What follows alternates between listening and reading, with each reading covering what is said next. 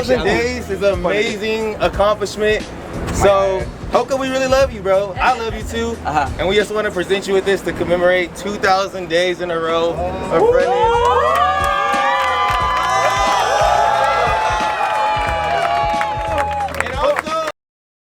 Sometimes you work so hard for something, you don't want to let it go. You hold on to it so tight, but little do you know it's preparing you for something bigger. And that's what soccer did for me. In order to have a diversity in any running, like even especially the ultra scene, I don't remember seeing any black person at Leadville running the course. I might have been one, maybe if there's another one. We didn't see nobody. Yeah. I didn't see nobody at ETMB. Yeah, representation matters though. I told you in Chamonix, I said, we got to keep coming back here. I said, bring your brother. I just told myself, Hellah, what are you in control of? What do you want to do to be, for once, to hold yourself accountable and be consistent in life and stop pointing fingers? And what is something you're afraid of you want to face? Running hit me immediately. I'm Joshua Potts, Mr. Possible, always with the brother with the same mother, Aaron Potts, Super Hot Potts, and you're watching and listening to your favorite two black runners every single two black, two. Run it up, run it up, run it up. Ooh, I love the energy. Tuesday. Yes, sir. We turning up. It's early in the morning, bro. It is early. It is early. But we live from New York. We're technically like live, but we doing this in person, live in person, New York City, Hoka pop-up shop, doing our thing, and we are joined with legendary. You feel me? You feel me, bro? You seen this man on Good Morning America. You seen him on ESPN. You seen him about every single running magazine. He's been one of the faces of YouTube Black, one of the faces of Hoka at the moment. Fly, human fly, you know what I'm saying? Yo, too kind. Over 280K on YouTube, doing it across all social media platforms. I gotta say, low-key like the origins of running influencing in a way as well. Like, the one and only, bro. You feel me? Give this man his flowers. And let's not forget about today and the specialness of today and this podcast marking 2,000 days running in a row. And guys, he's hella good too. Hella good. Hellah Sidibe joining us on the Two Black Runners podcast. First time ever. Yes. This is incredible, bro. Yeah, I'm so humble and excited to be in your presence. We talked about doing this since Chamonix, and I'm glad it actually happened. We pushed it, and this is the perfect moment. Yeah, for real, man. Yeah. For it to come to fruition, 2,000 day, and it's like, you know, this place is special to you. Yes, you know, it is, for with sure. New York and everything as well. So it's great to be a part of it. You know what I mean? And just watching your journey, like, too, Thank you. Everybody, y'all seen him on TikTok, y'all seen him on Instagram, y'all seen him on YouTube. Like, you're one of those top dudes. Like, what does that like really feel like? Like at YouTube Black, you got like 3 or 4 awards. I was watching that. Yes, like, yes. How does that feel? I mean, it is very humbling, but it also feels great to see your hard work coming into something that you never thought it would be. And I couldn't have done it without my fiance Belle, because all these videos that you guys see, if it's not my Instagram story that I'm personally in charge of, even with that, I always like, hey, is this good? She does everything. So every run, if you see me on Reels, on TikTok, she's catching me when I'm coming in from a run or when I'm in the middle of a run, because she tracks me live. So she made me hella good, because the story goes into when I started this run journey, she kept saying, hey, we should do a YouTube video on it, and I keep pushing it off. It wasn't about social media, it was just about my personal demon that I was facing, you know, with this run thing. And then day 163, I finally listened to her, and that video went viral and made us YouTubers. And next thing you know, we got hella good now. So what was it that she saw like in you that she was like, we should put this on camera? So it's funny, because when I was born, my dad had a dream for me to be named Hellah after his father. Everybody in my village named BFF Chomogo. So I was supposed to be another Chomogo, but he's like, no way. I had a dream. They didn't know my sex yet. They were just like, the dream was it's gonna be a son and it has to be named after Hellah. So when I was born with that name, I always hear from my parents that you're gonna be something, and I started believing that you're gonna be somebody. I didn't know what that was. I thought it was gonna be a professional soccer player, because that was my dream. And but when I met Belle, Alexa Torres, I call her Belle, she said to me, you're supposed to be, like, you don't have this name for a reason. It's supposed to be out there. So she always thought that. So I don't know if that was her thought process of putting me out there. I got to ask her that. I actually didn't really. But she did say, she always said, I knew you were gonna be up to something, mount to something.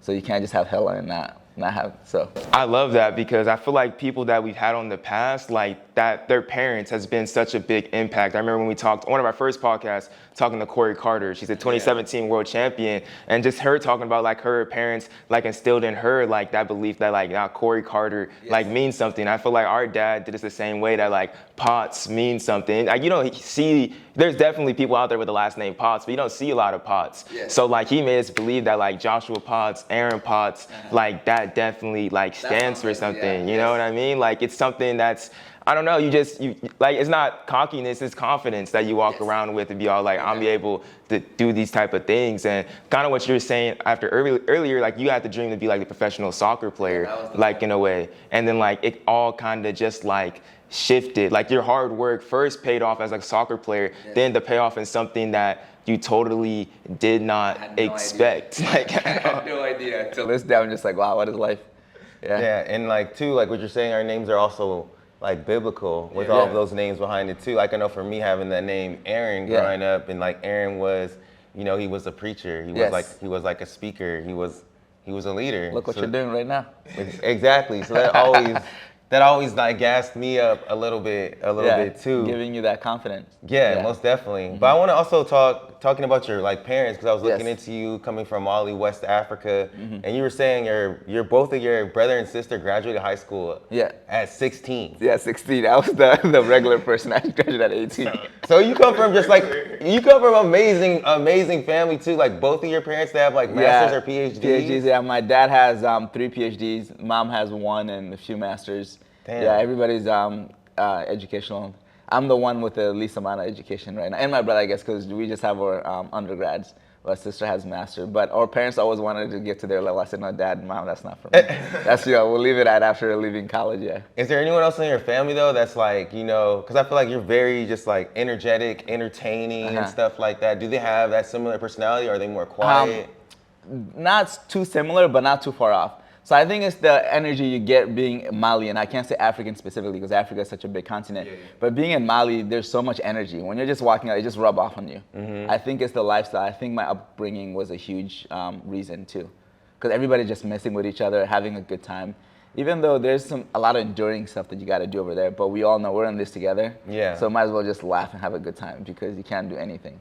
And I think that's one thing me and Aaron noticed, especially about like your content in particular. Because when you look at like, because there's definitely a lot of ways you can go with like motivation, like to get up and go running. You can be like, kind of like, like be like hard, you feel me? And like trying like, nah, you gotta get up, you gotta get running. Like you look like a slob right now, what are you doing? Like you could be like that type of way, or like trying to motivate 10 minutes. About David Goggins. They're like 10 minutes a day, just start off running. Like how's that? I believe there's many ways that people can be motivated. And for me, I don't think it has to be a drill sergeant.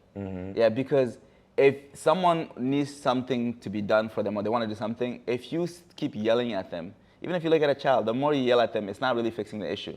The encouragement is better, right? If you encourage somebody to let them know, believe in yourself, you can do this.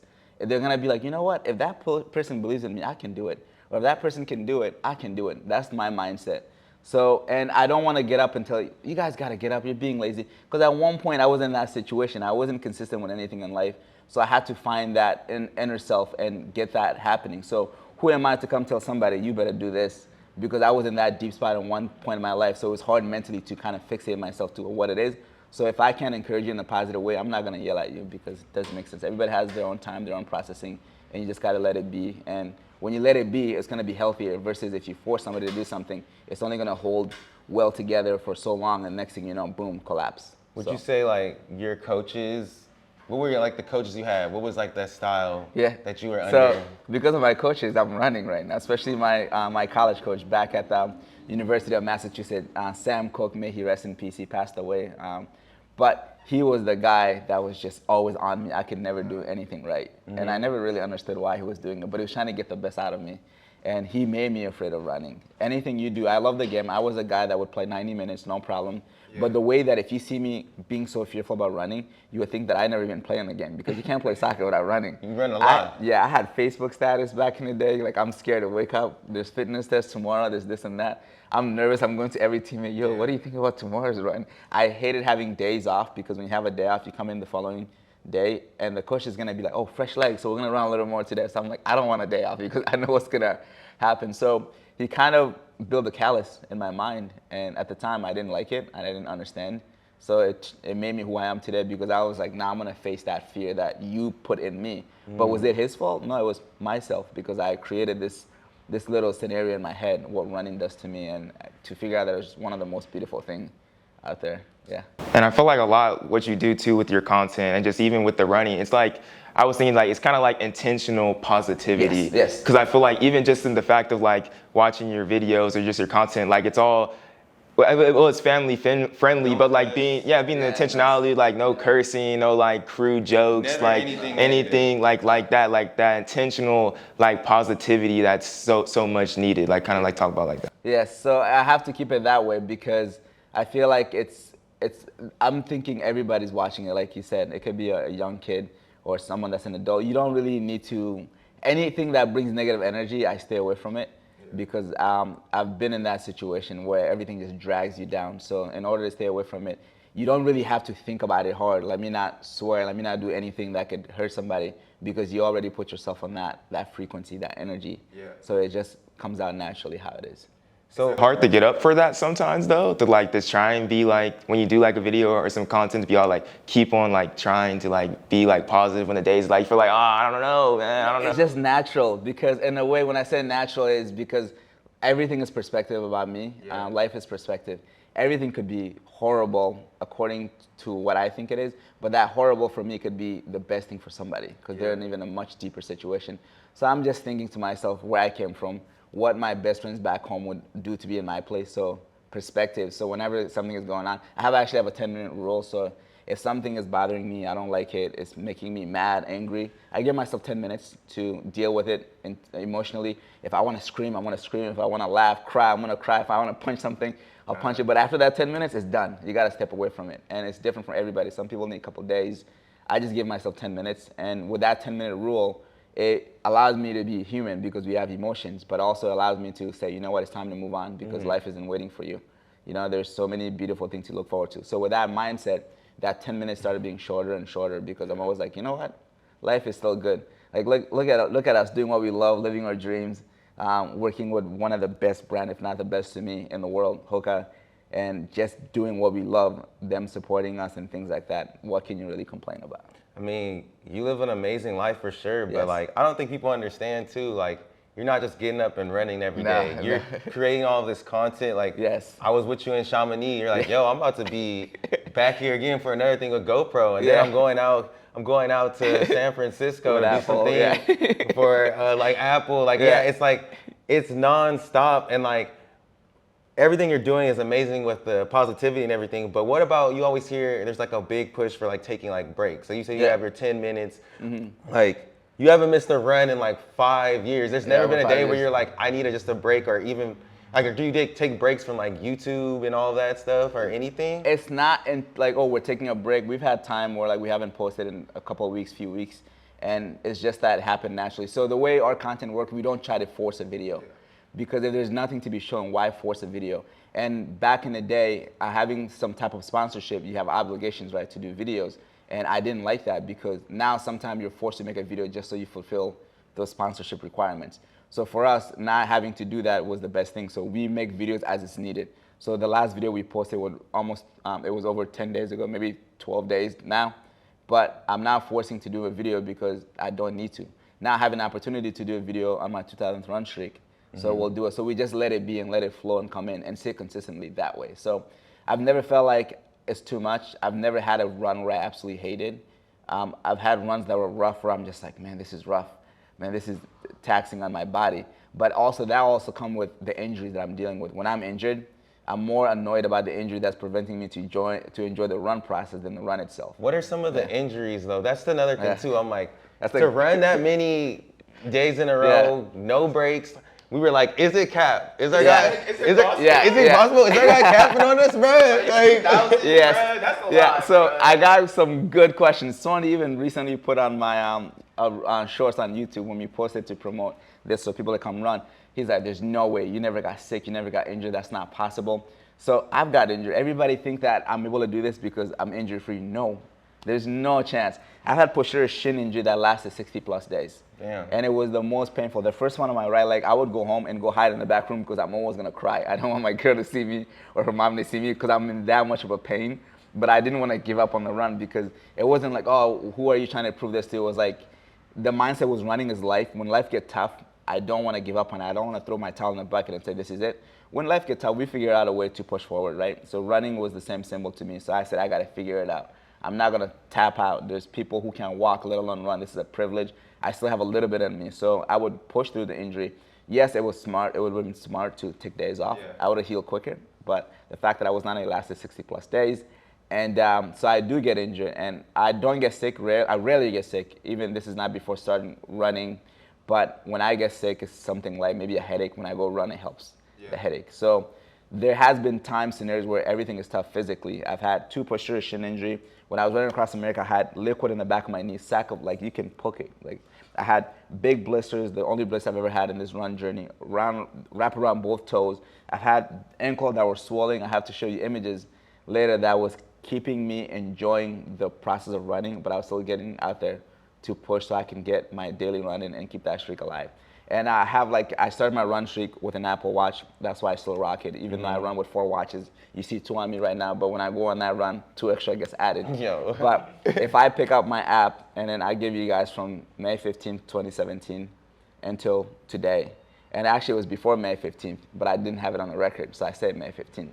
He's always being humble, bro. Yeah. So I have to say May 15th because the proof is there. And I don't really need to prove to anybody. Yeah. It's more of just to show that it is possible. But if I give you that app and have you scroll through and then just pick one day and click on it, I guarantee you're going to see a run there because it's just there. That's crazy. Yeah, it's there. I don't think we haven't touched on this yet, but like Yeah. what really, because you said you've been in that dark place where you were Yes. inconsistent and everything like that. Yes. So what was that like? What brought you to that? Yeah. And what was the spark to do like, okay, I'm just gonna run 10 minutes a day? Being an immigrant in America is really tough. It's one of the toughest things that I went through in life. And as a young kid, you come here, you don't know anything. You don't even know you're on a visa. You think you can just come here and you can live the American life. I had aspiration to be a pilot. My first flight coming here from 98 to 99, I was able to jump in the cockpit actually from our flight from Europe to the US. The pilot literally let me sit in the front of the plane. Dope. So I was like freaking out. My mind was, Mom, I want to be a pilot when I grow up. So immediately that dream was there. So we moved back to Mali 1 year later. My parents were done with their doctorates and masters. And to fast forward to early 2000s, we came back because my mom was doing her PhD this time. So we came back to join her. And I came to the U.S. based on off of tragedy because 98, my mom and my brother joined my dad, who was here since 95. We were left with my mom's sister, and she passed away, so there was no one there to take care of us. I was a 6-year-old. My sister was 8, turning 9. So we came that reason in the 90s, and to move back, a year later. So I wanted to be a pilot in high school. I took aviation courses. Fun fact, I had finished ground school, and we were about to do air school. The teacher said, everybody bring your passports at DeKalb Municipal Airport where we're going to fly these taxi planes. He would be next to you. And I handed my passport. They're like, wait a minute. You can't do this. You have to be a U.S. citizen. You have to have a U.S. passport. Since 9/11, the rules have changed. Oh, wow. They have to do a background check. So I went home crying. I used to walk around in school with my aviation jacket. That's how bad I wanted it. And people would make jokes and I'd be like, yeah, I don't care. I want to be a pilot. And so that teacher told my mom, there is a way to handle this, but we have to do a background check. They got to check your family history, even as far as back in Mali. So it was not even worth it. And the expense, the money, we couldn't afford it. Yeah. So we just let it go. And that aviation school was free because the school program was providing it to the high school kids from a local college. So that was shattered. That's a cool program. Yeah, I just left that dream alone because I knew there was no chance at that point. And so the soccer thing came. I knew I was talented until I got scholarship offers from JUCO to Division 1.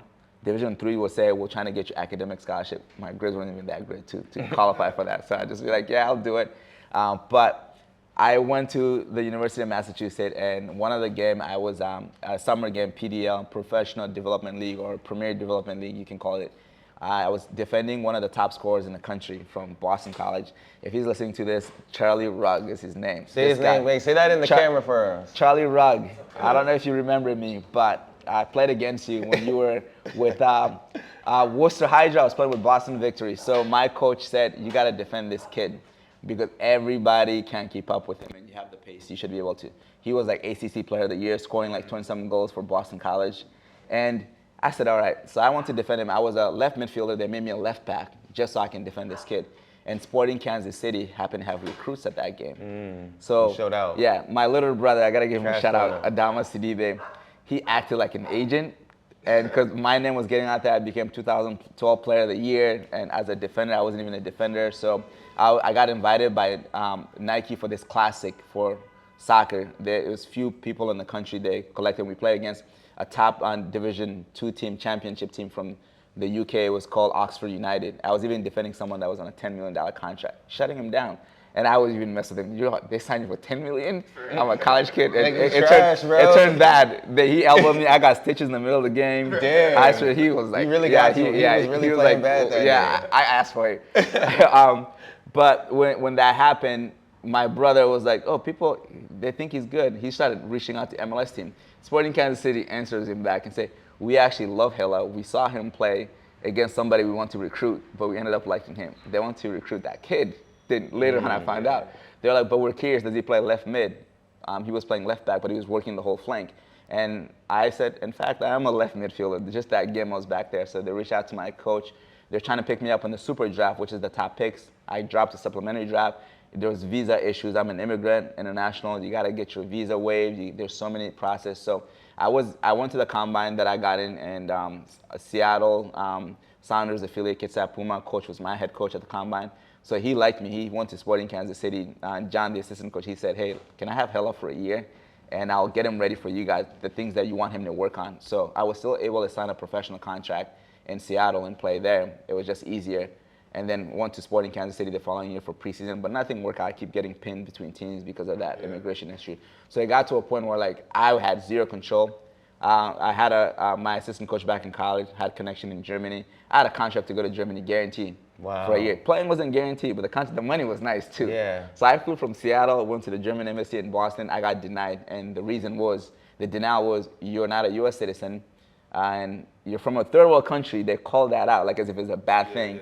And if you're done with your season in Germany, we don't want you to be an immigration issue because we know you're not going to go back home. I was like, how do you know? I might love my country. How are you going to tell me that? But that was the denial reason. So that went off the board. So I would go to teams, they're obsessed with me, they want to sign me. It's not working out because of that issue. So I got to a point where I was just like so sad because I wanted that so bad. I was selected out of almost 400 players to play against the U.S. youth national team at a combine. 20 players selected out of almost 400 players. So I had potential.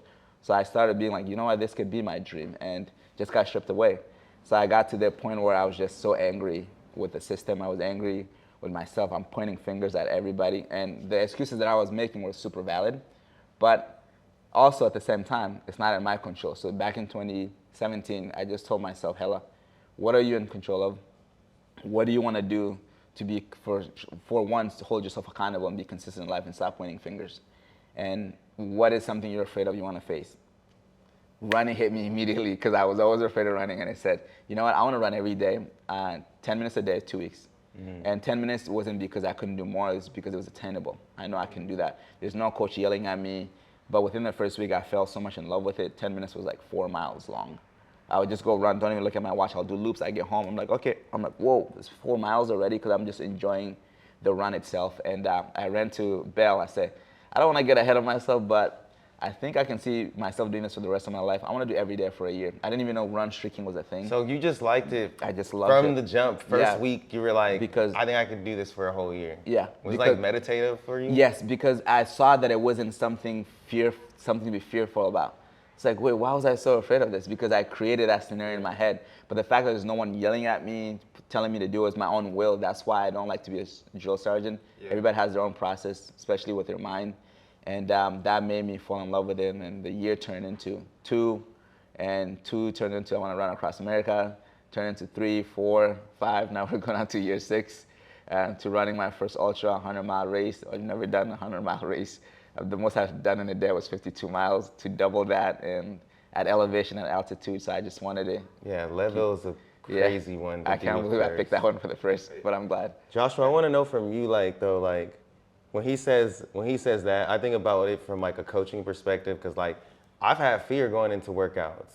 Like when we're growing up running track, I'm like, dang, like, and like that's why I needed a break from running. Like after I had gotten injured and just didn't run, because I was just like, I respect the sport and how hard it is too. Yeah, it's super hard. And I'm like, bruh, like, I'm like, if I start running, like, I have to be fast. Like, I gotta go. Eventually I'm gonna have to go do this super hard workout. And I'm like, I'm not trying to be a professional anymore. And I don't have that drive. Yes, at that time, I was like, I don't have that drive to do that. You like, have that drive, yeah. But how do you feel about with your kids that you coach? Like, you know, how he's saying, like, you bring them up at their own pace almost, like, not being that drill sergeant, just allowing them the space to, like, fall in love with the sport. Yeah, so I coach at a high school, at Norco High School. And bro, we just got I got to put it on the podcast. We just got to CIF. This is the first time, like CIF is like basically like playoffs. Our first time getting to like CIF at Norco. That's the first time a team has done that since like 2007, bruh. And like the boys and girls both made the CIF. But I think my biggest thing, what I kind of learned, because I was talking to one of my coaches, like I feel like I've had every single kind of coach. Because I played a little bit of football too. Yeah. And then our dad, like, I wouldn't say dad's a hard coach, but like he gonna get on you. Like there's definitely been times I've been running repeats and I was crying because he was yelling at me. But it was like, but I think that was also just because he was my dad and like he was mad, you feel me? And like I had to go, and it was hard, but he was pushing me to go faster. But I definitely like that individuality of just like trying to, like if somebody's having a bad day, I would never just be all like, what are you doing? Like why do you not understand? Go faster. Because unlike any other sport, especially like an endurance sport, unlike soccer or basketball or football, like it's very individual. Yeah. Like there's a team aspect of it. But it's individual performance that comes into a whole system, yeah. And you have to like lock in to a certain extent to be able to push yourself to that next level. So I think being able to like calmly get that person there for that they can like keep on going, because especially like with cross country or running or be able to run like every single day, there's a certain level of commitment that has to come within. Yes, exactly. And like you're not gonna get that from somebody drilling that to you every single day. That has to come within for that you can be all like, I'm gonna stay on this pace, or to come within to be all like, I'm gonna get up every single day and keep on running. Because even though for the first like 18 years or well like 20 years of my life, like I ran pretty much every single day running, but now it's kind of hard because since I did that and trying to like be like hard to try and run every single day, but like when you're in it and like it was a decision that I made mentally like okay, I'm gonna run like no matter what. Yeah. Like so like just force myself through whatever. Whether and you know that even if you run, like it's gonna be better at the end of the day. Like you're gonna feel like if you have a stomach ache, probably at the end of this run, you're probably not gonna have a stomach ache. Like I like the way you entered running, because for me, like running, like, and I've had to relearn and reshape my relationship with running, because like for me, running was always a means like to get a scholarship to go to school. Yeah, I saw you were like, I saw your young picture that I was showing to Bill. I'm like, whoa, he's been going for a minute now. I see why this guy got the face. So we have 2 other brothers as well, and like that was like the mission was like. We have 2. I'm sorry, I have 2 younger brothers. We have one older brother, and that we've all gotten like scholarships to go to school and that's run. amazing. And that was really like that was go to school for free. Yeah, that was running has always been a vehicle, and that's how I ended up here. Like I even used it to, get into the running industry, worked at a running store and worked for a running warehouse, and then ended up here. But I think when you enter it, and I see this a lot, for like more like personal development, like Alison Desir was saying, she runs now to learn something about yourself. And like, that's not why I was running, bro. I was running to be the best. Yeah. Like, I was running to get this money. Yes. Like, you know what I'm saying? Hey, like, everybody has their own reasons. But having your why, though. Your why is your why. But if it becomes not stable, that's when it's dangerous. Yeah. Yeah, I have many whys. The why is holding myself accountable. Running for those who can't, it's a privilege. And even any of the, like even running across America, it wasn't an egoistic thing. It was for a bigger purpose than myself. Knowing that makes it a lot easier. So when you're going through these struggle days, you just think about that purpose, and it just helps with everything. It relieves pressure because you're not doing it for yourself. So you got to hold on tight because people are depending on you. And that pressure of people depending on you is not toxic to a point where you're miserable. It's more of like, you know what? I got this person. I can do it for them because they need help. They need it more than I do right now, than the pain that I'm dealing with. With like your why, how does that why always change to a different goal? Because like the field goal or the goalpost, like Yes. you always keep on changing it. If it's a lead So, field, yes. your mile run across America, how do you keep on choosing these? So I always tell people, be selfish first. Because if you're selfish, you can take care of yourself, right? When you take care of yourself, you have more to give. So the first why was taking care of myself, proving myself I can do hard things, that I can depend on myself, I can keep a promise I made myself. That's how the streak started. So immediately I realized it was a privilege that not everyone has, and I wanted to take advantage of that privilege. So now the why for the running changed. And running was a daily routine. I didn't care anymore to say, oh, I have a streak. It was more for those who can't. And that's why the why changed immediately. Yeah. And then as I saw the impact that it was giving to the world, that why got reinforced. Hellah, you're doing this because it's for the right reason. So you love it already, right? Now you can help others along the way. And even my first race, it was a mile race. I've never done anything that hard in my life. I was dying. My lungs were burning. It was a 5 minute, 24 seconds. And I dedicated to suicide awareness. And the only thing I can say is that pain I was going through that mile, my chest was burning on fire. Every air I gasped in was like, it felt like it was hot pepper I was inhaling. And I said, people are going through much more pain than you are right now for this just small duration. And my first half marathon was for a terminally ill mother and daughter who had cancer. So when you have those reasons, it fuels you and it motivates you in different ways. And to running across America, helping the less fortunate, the why changes, but the message is still the same, even though it's a different why. The goal is always to be able to help as much as I can because I got so much help. Like even look at Belle. Belle gave me a career. If it wasn't for her picking up the camera, I don't have a career. I could have been doing the same exact thing. No one heard about it, which I didn't want anyone to hear about it. But I'm so happy now. It is what it is. Now I have a career.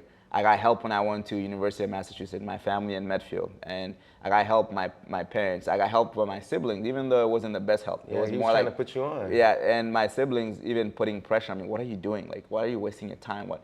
They helped me because now that was a motivation that I needed, and I said, why does it matter that it matters to you that when I'm not doing what I'm doing? So it was all beautiful help for me. Yeah, it's all so love. People have helped me get to where I'm at. The Hellah Good family, the Hellah Good Run Club we're about to see show up today. So they're all part of this process. So I want to make sure that I help and with my why to give back in so many ways. You can give back. Giving back, everybody think you got to give a lot of money, a lot of things. No, giving back could be many ways, and it could be the small things that adds up. So I'm trying to do my best to give back as much as possible. I feel like it really is like giving back too is like also just like your energy. Yeah. Like your time. Thank and you. I think it's Appreciate just it. like what you're saying on Instagram, being intentional about putting this positive energy out there that, you know, some people might be like, oh, this is cheesy, but it doesn't matter if it just hits one person. Yeah. If it just hits one person that's having a bad day. That impact, bro. Yes. That's all that really matters. And I want to Exactly. talk about that 245, bro, for George Floyd, Breonna Taylor. Yeah. I don't know, it's so many names, which is sad. Ahmaud Arbery, yeah. Bland, Yeah, Freddie Sandra Gray. Bland, Freddie Gray, yeah. John Crawford, Yes. the third. Yeah, the third. Yes. That was Breonna Taylor. Yeah, Breonna Taylor, 100%. So again, Belle giving me all these running stuff. So she sends me one day. I'm chilling in the living room, foam rolling. I get a text message from her. She's in the backyard outside, and she said, "Look at this cool thing, New York City subway system challenge. 245 miles is the length of the New York City subway system, and this challenge is to run 2 miles every day." From Memorial Day weekend to Labor Day weekend. So if you do 2 miles every day, you get to complete this 245 miles. She sent it to me. I text back, I can do this in a week. And she's like, no, that's not why I sent it to you. Wait. Why did you think you could do it? I don't know. It just hit me. I'm like, I want to do this, but I'm like, that's too long. What was your longest run before that? My longest run, I had done 50 miles. My longest run. That's insane. Yeah. So I said, if I do 35 miles a day, I can complete this in a week. But with just that, I said, I need to have a purpose.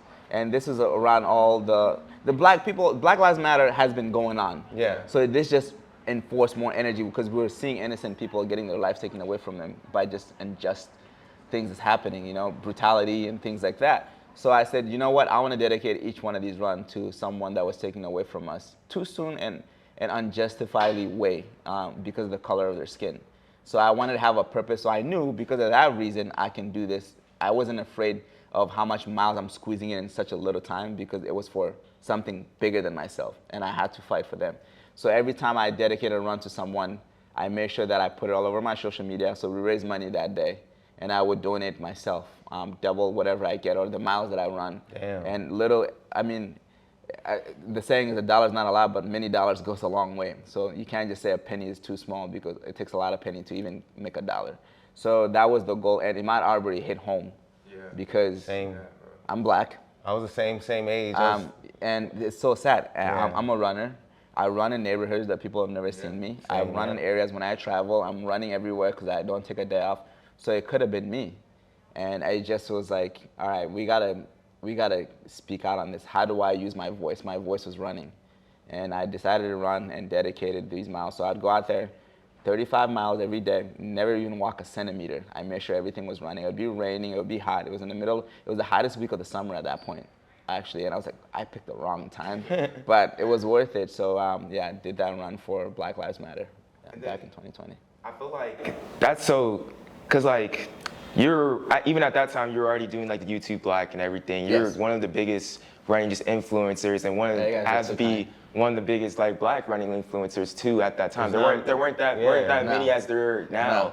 Just like, did you feel like, how did you kind of just feel during that moment as like running really like shifted? Yeah. Like a big turn to where like the focus now, diversity and inclusion just came all into running after that. Did you feel like a responsibility anyway? Not a responsibility, but I'm proud because humbly, when we started our running channel, there was no running channel at all. You Google running, we would come up immediately. We would be like on YouTube running, I would come up because no one was sharing this journey. And then find out there's people who were shrieking, it's just that it was never on YouTube.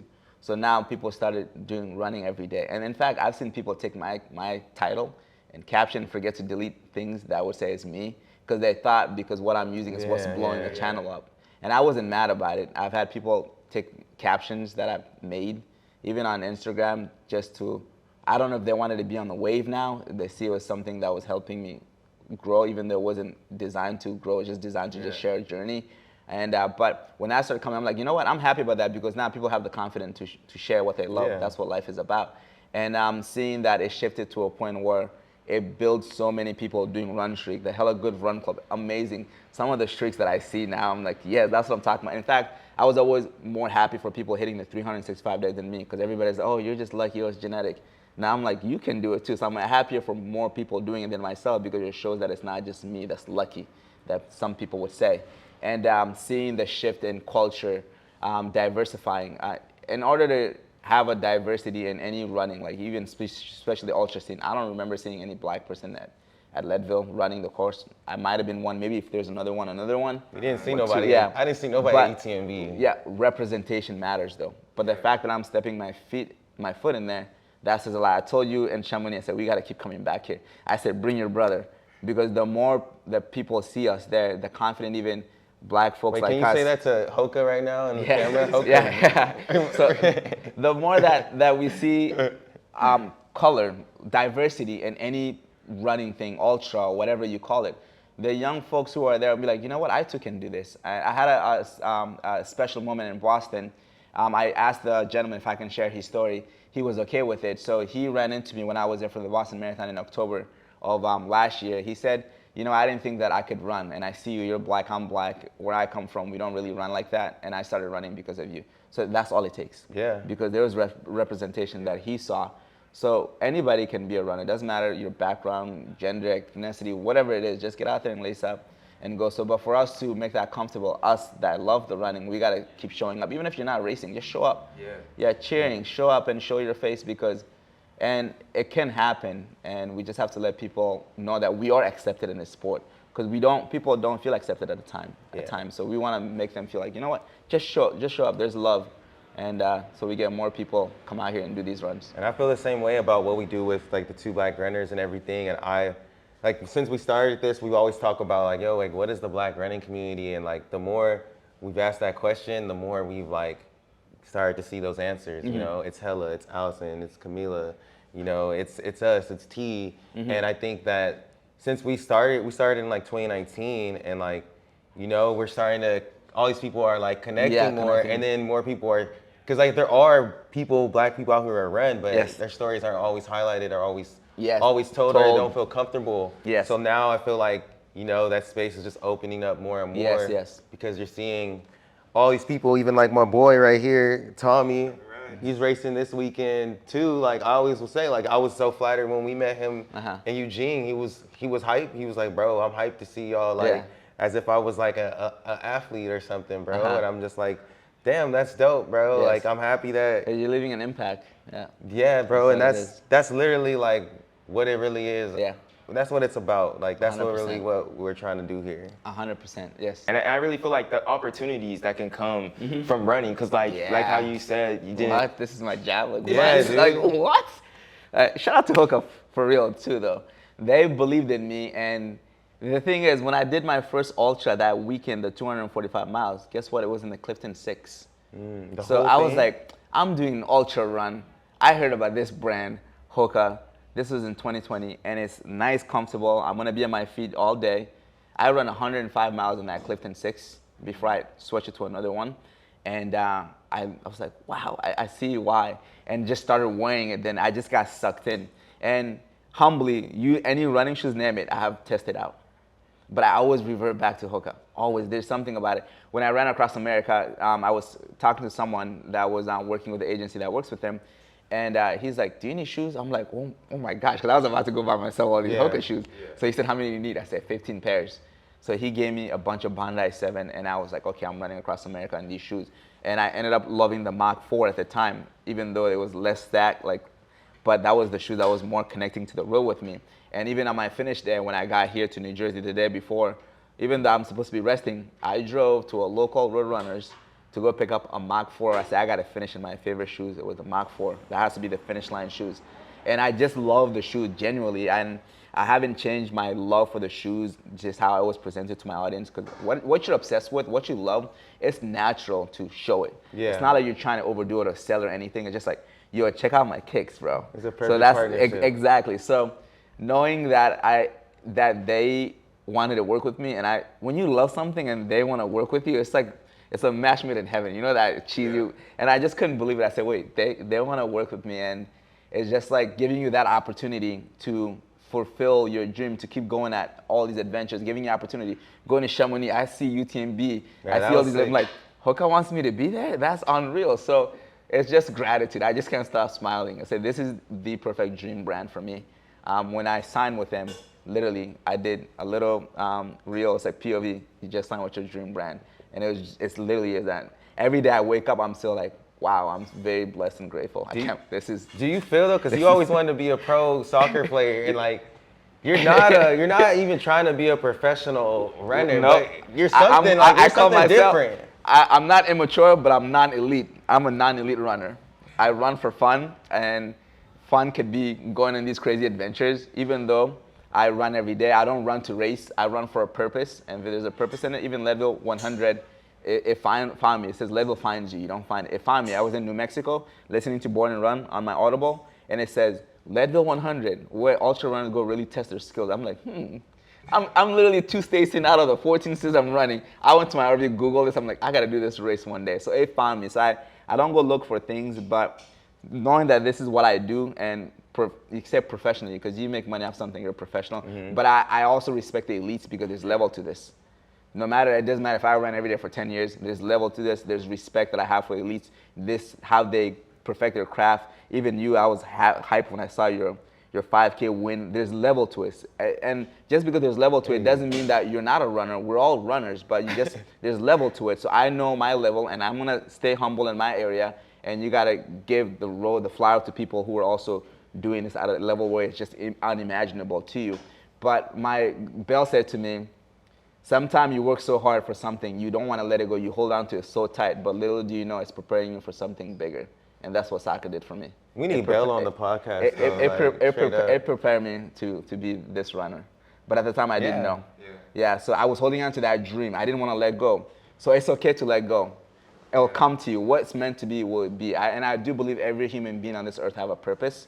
And in order for us to find our purpose, you find your passion, and you got to stick to your passion. That'll lead you to your purpose. So I found my passion, and I think it led me to what I'm doing right now is my purpose. So yeah, it's just unreal. And like sometimes it's tough to let go of that stuff. Like Yeah, you think 'cause that's gonna be the that's thing. what you Like want. you grieve it like Yes, a lot. yes, it's tough. And today, everybody, I've asked, Hellah, you said you could do anything with the right mindset. You put your mind, how come you're not pursuing soccer? I said it's not the same love. I love the game, but I don't have the same drive, the same dedication. So if I want it, I put 100% effort. I know I can do it. Now, I'm a U.S. citizen. There's none of that issue. I'm much older now, but that's not the dream anymore. I love the game. I still coach. I coach young kids. Yeah, speed soccer, speed, agility, quickness, SAQs, soccer from a 5-year-old to a high school kid. I do it, but I love that, but I don't want to go and pursue that. So that dream, leaving it behind, I never say I retired unofficially.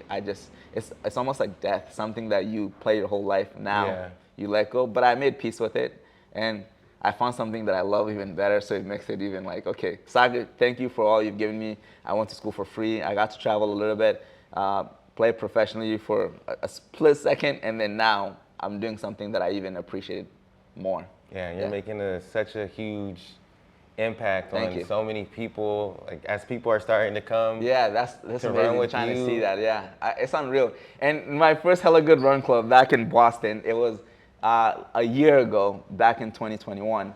It was with a couple hours notice. I was just like, I'm gonna be here. I'm running. If anyone want to show up, I thought maybe one person will show up. I get there, I see like 10 plus people. I'm like, what? People or actually like, I mean, running across America, everybody drove as far as 11 hours to meet me and run a few miles with me. So that was incredible. But that was a journey within itself. So I understood people wanted to support, and it was so nice. But when I saw people coming, I have a run club on Strava, Hellah Good Run Club. It's not mine, it's our club. That's the energy I want to give. Yes, I created it, but this is our club. Yeah. This is the people's club, the Hellah Good Run Club. That's why I have my Strava separate also. So you can join the club, not even follow me on Strava or vice versa or both. So when I saw that in Boston, I'm like, man, people really love you, and it makes you more grateful, makes you appreciative of the crowd. So I went to Austin, say Hellah Good Run Club in Austin. People showed up. I'm like, wow, this is amazing. I go to South Africa of all places. I'm at a food market. This guy comes and he's looking at me. He's like, he's shaking his head. He's doing this. I'm like, what is he? Did I do something wrong? He goes, what are you doing in my country? I'm like, wait. Yo. He said, I follow you. What are you doing in Cape Town? I was like, That's you know crazy. me? And I couldn't believe it. So That's immediately, crazy. I was thinking about, we got to do a Hellah Good Run Club in South Africa. Yeah. I've never been to South Africa. And I don't know if I have followers there. And people showed up. And it was on a work day too. Wow. And there was a holiday a couple days later. I was like, I wish I knew about the holiday because people were a lot more people probably showed up. And I had even the youngest member of the Hellah Good Run Club show up. She was 12 years old, first youngest. She ran 5K. She was crushing it. She was leading us with a pace. So I said, all right, this is cool. And did one recently in Boston. A lot of people came out. The 5-year, so many people showed up. So I said, every city we go to, we're doing the Hellah Good Run Club because it's not so much of wanting people to come run with me. I want to run with you guys, and thank you for all your love and your support. This is me wanting to say hi to you in person, share those miles. It means it's a special mile between us because running brought us together. Even if you're not a runner, I make it comfortable to a point where when it gets crowded, people are ahead of me, they're going, or the crowds get carried away with the energy. I always make sure I stay back with the last person because you came here for me. I'm not leaving you behind. Yeah. So I'll work the line. I'll go back and forth, and I'll drop back to make sure. And if it's getting too separated, I'll run up. Hey guys, slow it down. So it's a group collective thing. And now to see people even showing up right now, people are taking time out of their day. Yeah. Time is very valuable, and it just makes you like you're blessed, you're grateful, and you just want to say thank you. And I'm like, I want to give back to these people, and I want to do giveaways to let them know that I appreciate their support, and it's just unreal. I still don't understand to this day. I'll forever be humble about it, and I always say, this is my saying, what is life? Yeah. That's it. And it seems like you've been doing it from the beginning, like showing the love to like your supporters, like on your 365 day video, like you had like clips of like them. It wasn't about me, it was about showing people also doing stuff. Bill did a really good job editing that. Everybody from all over the world that did it, we say, hey, can you guys send your clip in if you did 365 days? We put them in, and they can say their names, and then say, I ran also every day for a year. So it's about the people. Without the people, none of this is fun. That's what makes the experience. Your purpose and like for creating the journey and channel is really why I think you just strive so much, because it's not about a number. No. It's not about a number at not all. about It's number. about the people. It's Yes. about changing Yes. lives. I think that's even cool from the beginning. Like, you always ran for something, like some type of charity or purpose. Yeah, like I think that's super dope that you're able to capture that and then look back at it too, like in the long run. But like, since we're here too, like 2K. What is 2K? 2K, bro. 2,000 days. What does that really mean? What does that mean to you? Like, how have you changed too? You feel like your mindset has changed over this time? Mindset has always been the same from day one. It just got more fuel added to the fire. That's it. Mindset always been day one, holding yourself accountable and being consistent. But the one thing I noticed that my form got better. I went back to look at old videos, bro. I was making fun of myself. The 1K video we did, I was like hunching when I'm running. So it's happening, but I changed mechanically, and we are born to run. If you do it long enough, I would watch videos to fix my form, but I didn't go see a form coach or anything. But naturally, your body just come into this like beautiful mechanic. I'm still working on my form because the more I'm running, better form, my efficiency is so much better. I'm barely breathing heavy and things like that. So I can't wait to go to my next training block because I'm so hyped for what I have planned. And I think I'm gonna bring the best version of myself I've ever done in my life in this running journey. But that changed. That 2K is just unreal to think that we're here today, that happening, and looking at the miles that I've